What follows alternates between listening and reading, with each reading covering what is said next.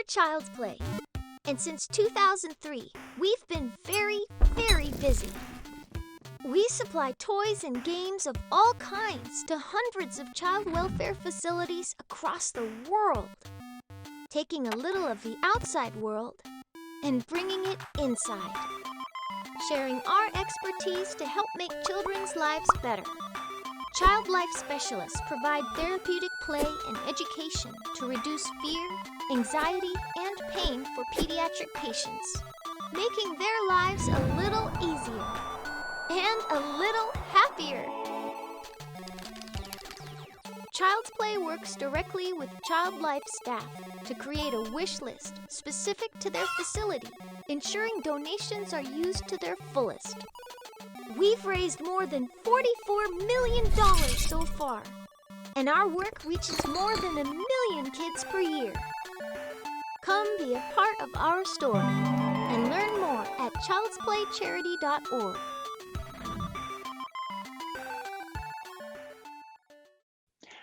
Hi, I'm Travis, the Executive Director of Child's Play Charity. I get to take the time to fill you in on the history of Child's Play and give you an idea of how we started and how we got to where we are today. So back in 2003, Child's Play started with video games being kind of negatively portrayed in the news. They were talked about as having no redeeming qualities, murder simulators, and it was just one of those times where the news and society as at large looked at video games and gamers kind of looked down on them a little bit. And our founders, Gabe and Tycho, Mike and Jerry of Penny Arcade, didn't think that that was an accurate representation of themselves, the gamers they knew, or the fans of Penny Arcade. So out of spite, out of a bit of a publicity stunt, they worked with Amazon to create a wish list of toys for Seattle Children's Hospital and invited their fans to buy toys and have them sent to their house that they would later deliver to Seattle Children's. Fast forward about 2 weeks from there, and $250,000 worth of toys that stacked floor-to-ceiling, wall-to-wall Tetris skills definitely came into play. The toy drive, the Child's Play toy drive, was a huge success. And after it was done, they realized that this stunt really gave the gaming community an opportunity to step up and show that gamers really do want to give back. And so ever since then, Child's Play has been a thing. So we started one hospital, 2003 in Seattle, and now 17 years later here in 2020, we partner with over 180 children's hospitals all across the globe, as well as about 200 domestic violence shelters across the US. So when Child's Play began, hospitals didn't have a lot of gaming equipment inside the facilities. Maybe a console inside a playroom, not very many consoles on carts or things like that. They just weren't very prevalent inside the hospitals. So for many years, what Child's Play did was took your donations and bought iPads and consoles and games and controllers and all that technology that was needed inside the hospital and got it delivered every year annually with the support to the Child Life Department, which is really who we focus on supporting. The Child Life Department is the group of people in the hospital that makes a children's hospital really different than an adult hospital. Both hospitals have doctors and nurses that are taking care of you, but the Child Life staff inside a children's hospital is there to educate the kids on what it means with their diagnoses, what procedures are coming up, but also to help normalize life for them. Give them opportunities to play, keep them on track with school, keep them connected with friends and family. And the impact of games, of technology, allowing them to do that has been really huge. In about 2013, Child's Play started to support domestic violence shelters also. So we started with a pilot program of 100 shelters across the US where we sent a huge kind of IKEA style TV screen and Xbox console on a rolly cart sort of piece designed to be able to move in and out of private rooms and public spaces in the shelters so that kids could game. Often when someone leaves the hospital or leaves their house, sorry, and has to do it very quickly to get to a shelter, you don't get to grab things like your Xbox or your PlayStation. You don't get to bring your games. You kind of just grab quickly what you need and go. And this was an opportunity to get games to kids in another place where they really needed them. We, in 2016, changed our shelter program to sending games cases. So now kind of the briefcase style console all enclosed, still with the same idea, getting games so that kids who have been quickly ushered out of home have the opportunity to sit down and play. But we've also filled them with preloaded games so they don't have to keep track of discs and things like that, and really selected our games to make sure that they are intentional about the environment where they are being played. So making sure that we have nonviolent games and pieces available to play, but also games that are multiplayer so that a parent or a counselor can sit down next to the kid and use the game as a bit of an icebreaker. So we've been able to expand that program. Now we send out about 4 shelters. We support about 4 shelters a month, sending out consoles and games cases to them. In about 2015, Child's Play started doing hospital visits. So we started our Gamers Give Back tour, and that tour got us into our hospitals where we noticed that gaming had become more prevalent. They had systems in place. They had Xboxes. Some places had an Xbox or a PlayStation in every single room. Lots of them had them on carts so they could wheel them into kids.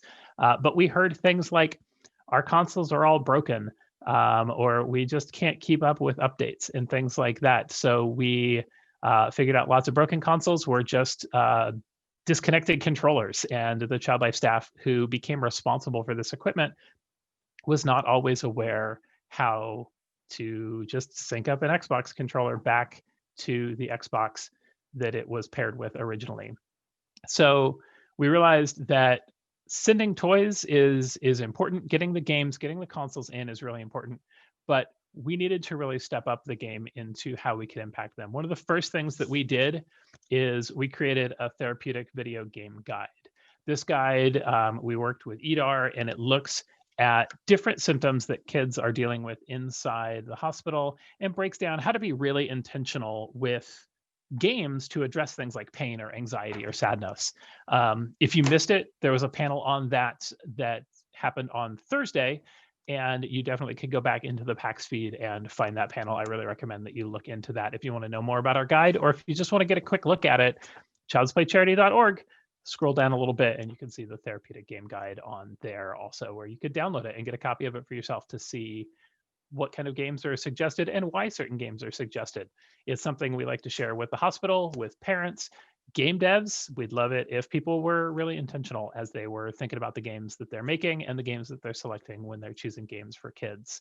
And right around that same time frame, we started talking with Children's Colorado and some other hospitals about a game tech position. Inside CS Mott, there was one child life specialist who was a gamer who sort of fell into this position, and he really kind of became this standout model that we started thinking about. What if every hospital could have something like this position? And so we started doing grants for game tech positions. And Eric will tell you a little bit more about it in a minute here, but these game tech positions are inside the hospitals now, working with the kids, advancing all of the technology. So we've been able to change our support and our focus a little bit into not just getting the games into the hospital, but also into helping the staff learn how to use games in a really intentional fashion so that they have a stronger impact on the kids that are inside the hospital that they're taking care of. And the other piece that we've really done is become a hub. So we are in constant contact with our partner hospitals, talking with them about how to use technology, what kind of technology they have seen and how they've been successful with it, and being able to share that with others. So we've really gone from being just a passive charity with the community support that sends out technology. Now your support is allowing us to really become this hub of knowledge and information that is having a huge impact inside all of the children's hospitals that we support.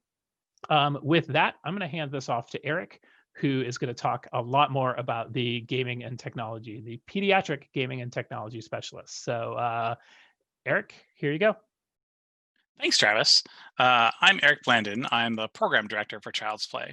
About 5 years ago, we decided to start visiting hospitals, giving some gifts to kiddos, but also sitting down over lunch with the Child Life staff to chat. We wanted to make sure that they knew about how we could essentially help them. But also in the first year that we were doing our visits, we wanted to listen and find out about their challenges and what we might be able to do that could assist them in their practice. As the ones that look after the emotional health and well-being of patients, as well as the ones that oversee the playrooms and game systems, we knew that child life staff could be our allies in the hospitals. Very quickly, we realized that for the most part, they have as many game consoles as they can support. Replacing old equipment is important, but even before the COVID times, hospital staff were generally very busy and didn't have the time to spend on maintaining game systems. Almost no child life specialists that we've met identify as gamers, and they usually have just not just one, but 10 to 20 consoles per hospital to maintain. Imagine that you have a console at home and you opened it up to random neighborhood kids to play with for the day, for a day of unsupervised fun. They came, they played with them all day, and then they left. After they're done, you'd have to clean off a bunch of profiles that they created, delete the games and demos they tried to download, change back some settings, recharge controllers, all of that just to get them ready. Now imagine you had not just one console, but maybe a dozen. And they're not just being used one day, but every day of the week. It's a lot of work to maintain that kind of equipment. Hospital consoles do get used a lot, but they generally only get looked at when they stop working right. And then these untrained non-gamer staff have to try to fix it, stumbling through menus, setting aside anything that is broken. They set aside, and sometimes these things are, just full of profiles. They run out of space, or something just isn't right, or maybe even just the battery is dead in the controller, and so it's broken. And then kids can't play with it anymore. So those things just sit on the side until either a volunteer comes or some staff has the time to fix it. All of this is taking away from their job responsibilities of patient care and what they were trained to do. In our visits, fortunately, we did run across a few hospitals that actually had a gamer on staff. And in some very rare cases, that person actually had maintaining the equipment as part of their job responsibilities. We learned as much as we could about this role and what it might look like in the future. Talking to those who had it, and also chatting with some of the hospital partners that seemed like good candidates to see what it would look like if we were to put this position in hospitals all over the place via grants. In the last 4 years, we've been able to approve 18 grants for these pediatric game technology specialists, including one in Canada and one in Kenya. We received over 6 times as many grant applications as we had the funds to approve this year, which is exciting as it shows the demand for this position is so huge. We continue to gather data and evidence about the importance of games in hospitals, and especially this kind of position and being able to support them, and are starting to see other organizations and the hospitals themselves funding these positions, which will help speed up the adoption. Part of my role is to help make sure that these game technology specialists have the resources they need to do their job and facilitate their ability to coordinate with each other. We have a Slack channel that we set up and I manage, where they can share ideas, ask questions, talk about the latest game news and how it might affect the work they're doing. Things like which games have good accessibility options, which companies are changing their login requirements, what VR headsets can be wiped down versus which ones are filled with foam and just can't be reused by multiple people in a infection sensitive area.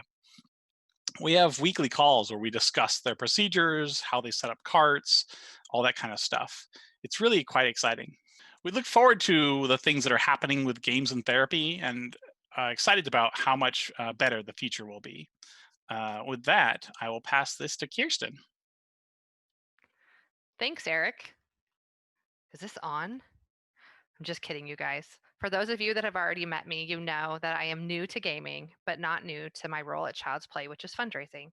I'm Kirsten Carlyle, and I'm the Director of Philanthropy and Partner Experiences at Child's Play, which is the fancy way of saying that I'm the fundraiser on the team. So I want to share a little bit about me and then tell you about all the great ways that you can be a part of being a gamer that gives back and truly giving power in play to our children's hospitals.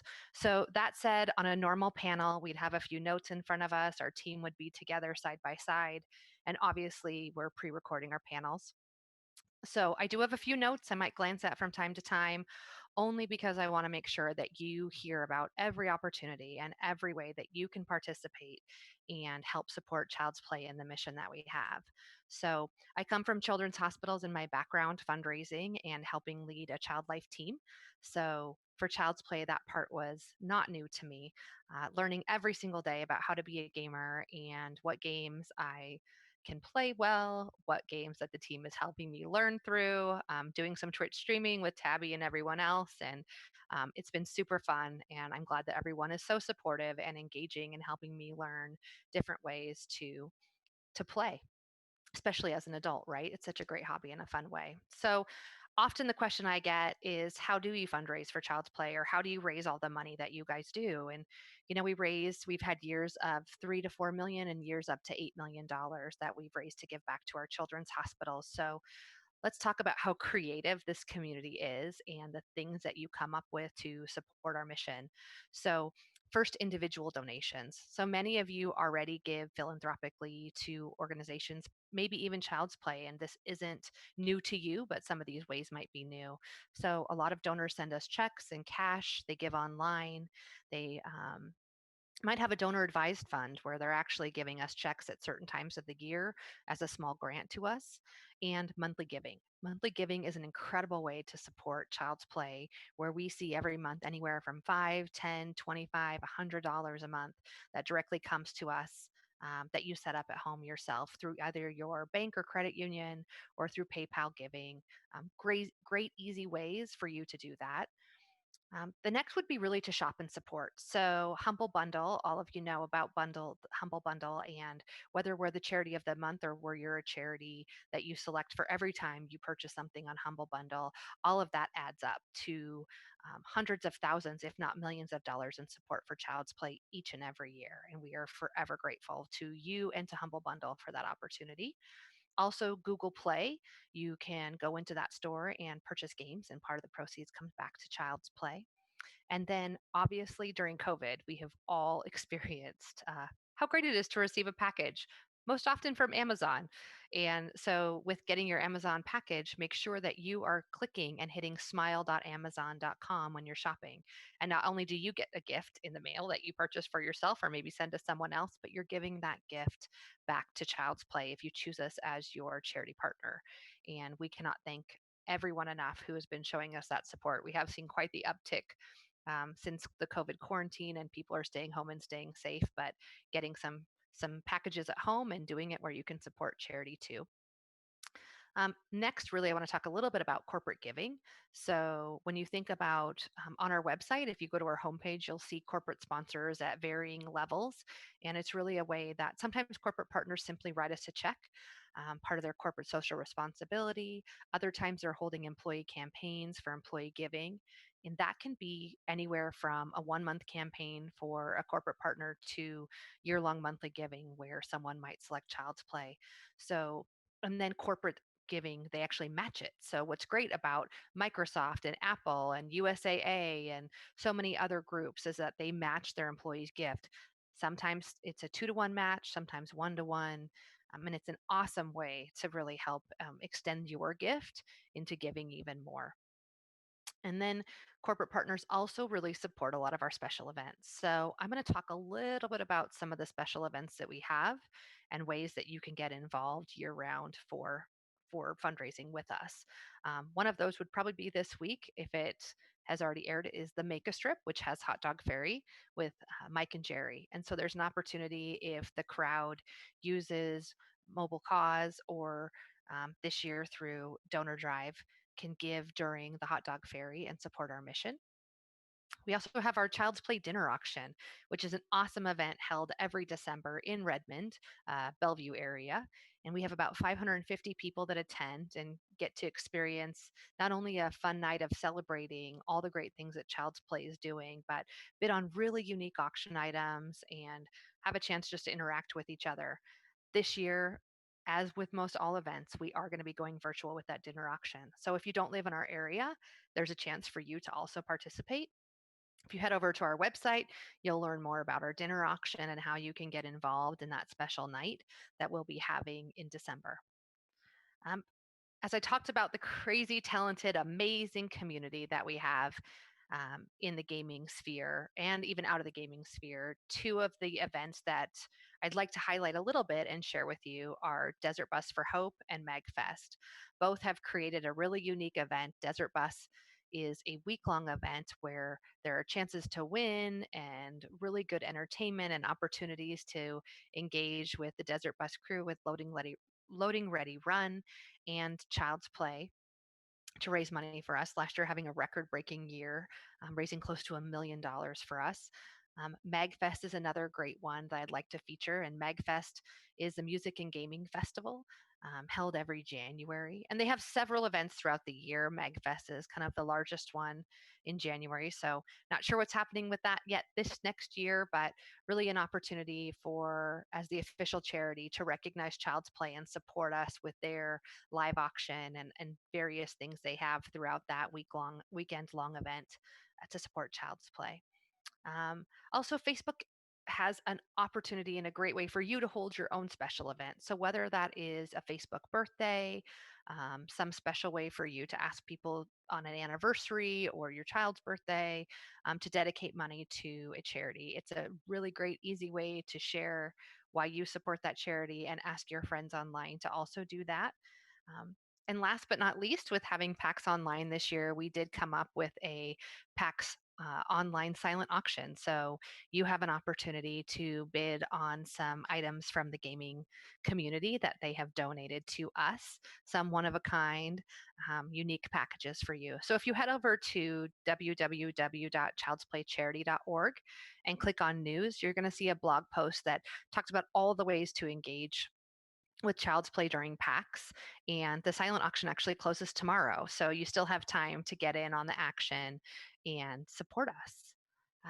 With that said, I do want to take a minute and share that we also have one last way that we feel like our community has supported us, and that is through individuals and influencers who hold charity streams for Child's Play. And with that, I'm going to go ahead and pass it to my coworker, Tabby, who's going to share with you about that. Tabby? I guess it is my turn now. Hi, I am Tabitha Sheehan, but you can call me Tabby. I am Child's Play's Community and Program Coordinator.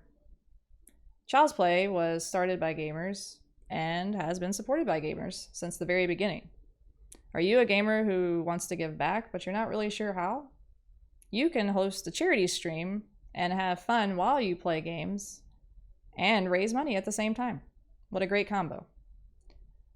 There are many tools out there that'll help you do this successfully, and you can reference our fundraising guide found on our website, childsplaycharity.org, for more information.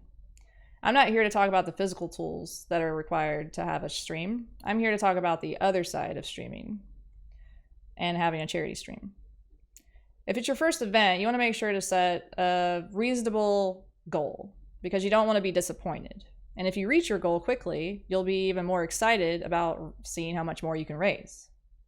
You want to make sure to keep it positive because if you're passionate about what you're raising money for, then your audience will too. If you learn more about our mission, you'll be able to answer questions your chat may have. And if you can't answer all of them, you can always reference your audience to our website and or send us an email or have them send us an email with their questions. And we'll be happy to answer them. And while you're learning about our mission, it might prompt you to talk about personal experiences with games and how they've helped you feel better in your life, if you're comfortable sharing those stories. And that might prompt your chat to open up if they're comfortable and share their stories. And that'll get everyone connected to our charity and our mission. because it's important to be able to play games and feel better for everyone. If you have milestones and incentives, those are two things that can help you reach your goal and make your stream fun, because you want to make sure to do things that you're comfortable with. Say, for example, if you have a $25 milestone, so if you finally reach your $25 milestone, you can say, wear a funny hat, or I don't know, anything you're comfortable with.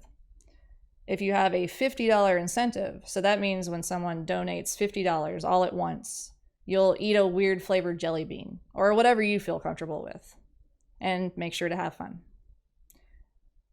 Don't forget to engage with your audience while you're playing the game. I know when I play games, I can get kind of hyped up and like just so focused on what I'm doing, I have no idea what's around me.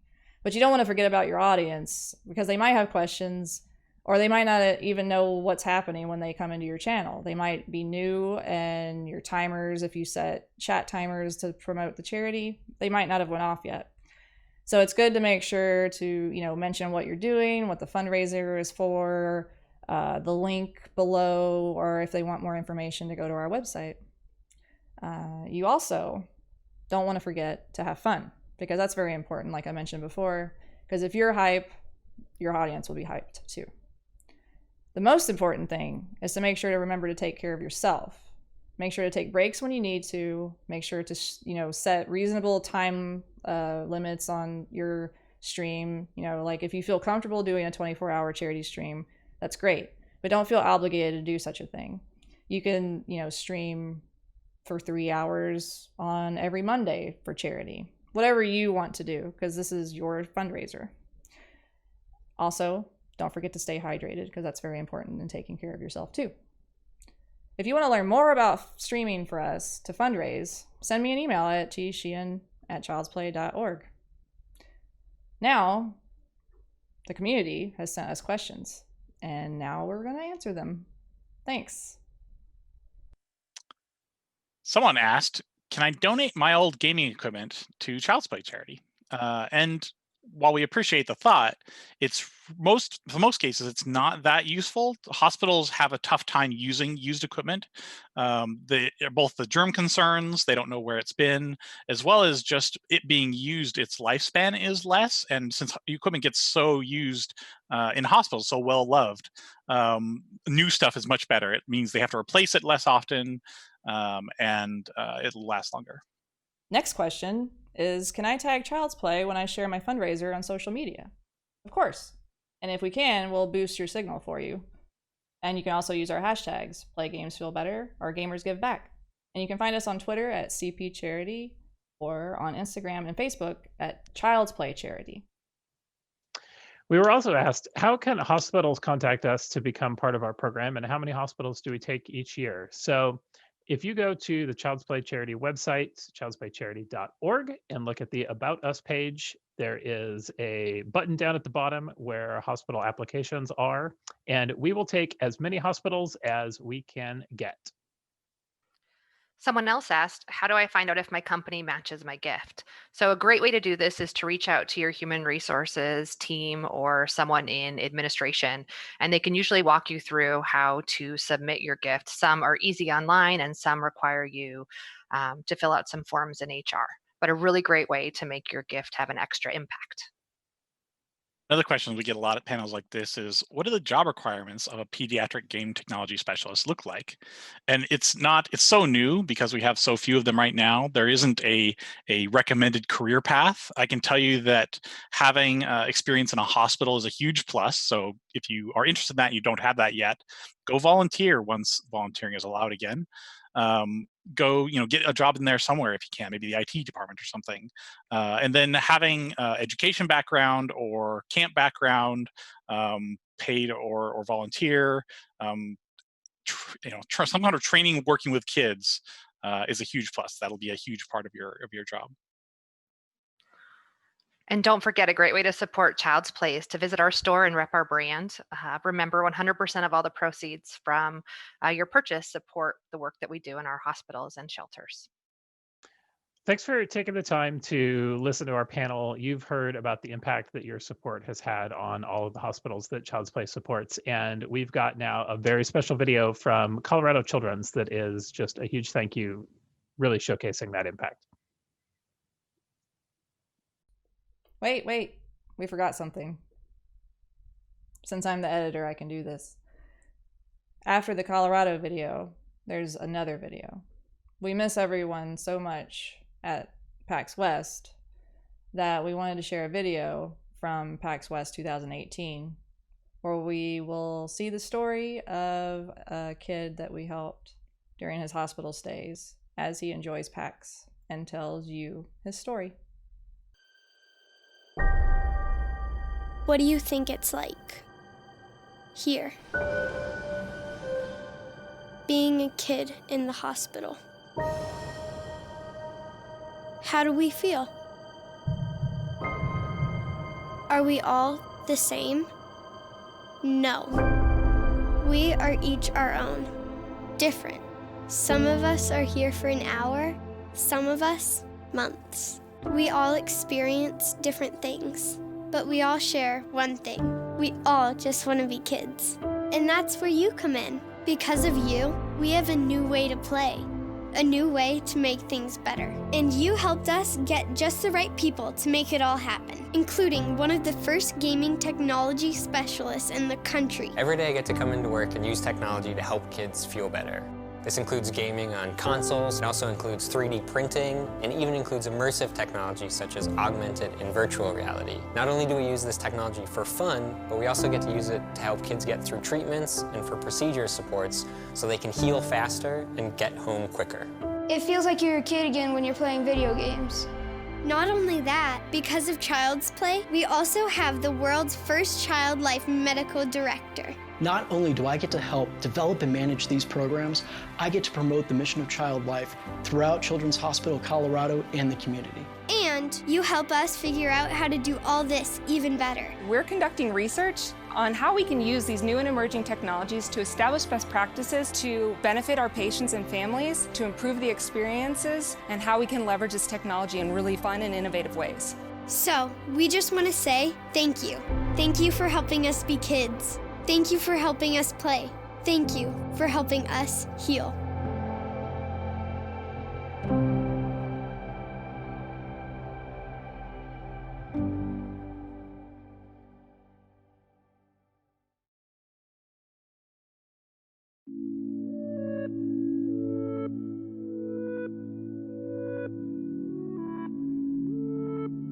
It's very rewarding to work with this community because I can't believe how generous they are. People that recognize us when they see us at a convention, our booth, they're like, "Oh, Child's Play," and then they just donate. Pretty much everyone either has personally experienced being in a hospital or can relate to, friends, family, whatever, being in a hospital and understands that it's boring, it's painful, it's stressful. The gaming community also understands that games can help with that. People will seek us out just to tell us how thankful they are for what we do, because they've experienced hospital stays and they needed a way to be distracted and entertained and to keep from feeling isolated, stuck in the hospital, and we've really helped them.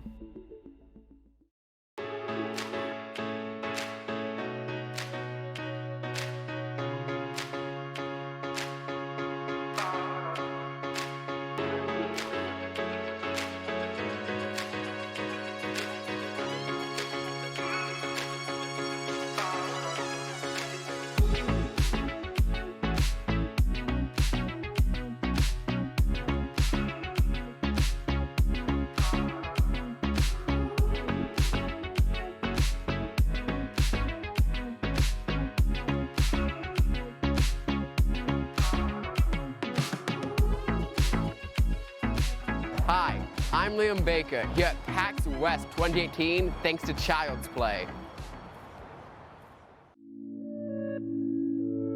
I've always liked video games, and Liam would first just watch myself play video games. He'd always be by my side. As he got older, Liam started overtaking my skills. At first, Liam would let me try, Dad, let me try, and then I just let Liam do it because that became his passion. At 6 months old, I was diagnosed with cystic fibrosis, and since then I've been going to the hospital 5 times a year for 14-day stays every year. In the beginning of the hospital stays, there was like nothing to do, and it was really like boring and stuff. And then as I got older, Child's Play came into the picture. I definitely don't know where I'd be now without having video games to play. For somebody who is stuck in this like environment of just all these people just walking by outside, being able to like participate in everyday normal life, it helps provide me a sense like I'm still connected to the outside world. As he's gotten older, it just seems like he's been spending more time in the hospital, and it also affects his overall mental health as well.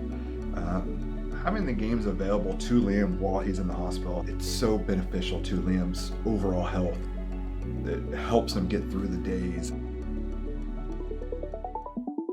Child's Play started in 2003. There was a newspaper article that really kind of got Mike and Jerry of Penny Arcade fired up that said video games are murder simulators that are just teaching kids and people how to be horrible. And so they decided that they would show the world that gamers can be good people. They knew that they were good people. They knew hundreds of gamers, thousands of gamers that were also good people. And so they issued a challenge end of November. It was like November 24th that said, we've got this wish list of toys put together for Seattle Children's. Buy a toy, send it to us, we'll deliver it.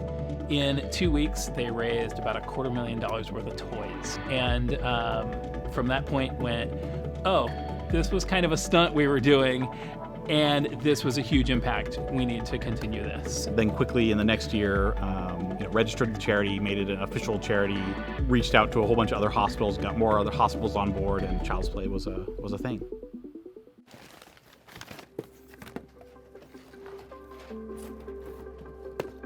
So we're here at Seattle Children's. We're visiting on our Gamers Give Back tour stop with Game Changer Charity, our partner charity.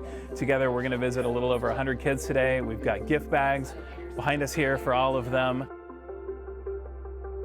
It's a chance for us to really get out, connect with the Child Life staff that we support, and make sure that we're not just sending them things, but we're actually a real tool and a resource and connect with them personally. There aren't very many nonprofits like Child's Play that have gone the distance of 15 years. They've matured, and there's a real intentionality about what they're doing. It's not about having a box just magically appear.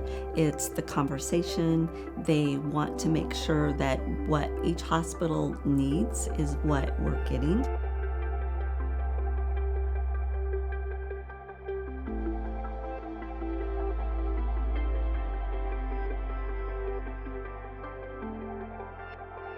In 2015, when we started the Hospital Gamers Give Back tour, we got into about 30 hospitals.